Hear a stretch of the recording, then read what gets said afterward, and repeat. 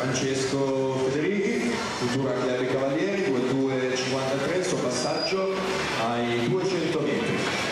Risentiamo la terza batteria, la prima delle due teste di serie, dei 400 sia di maschili. In 1 Filippo Sgrissa, in 2 Eric Zaninello, in 3 Giovanni Coan, 4 Gabi Scantamburgo, in 5 Davide Luzzotto, 6 Leonardo Favretti, in 7 Marco Mason, in 8 Edgar Dose.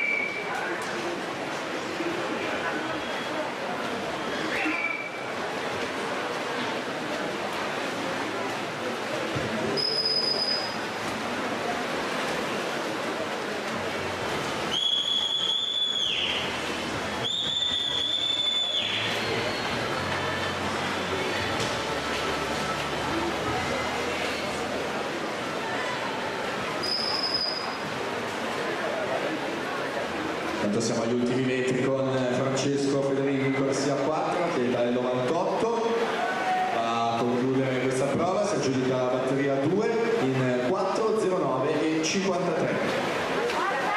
Luca Sernagiotto 4:13:57, Filippo De Venedi 4:14:74, chiude alla terza posizione.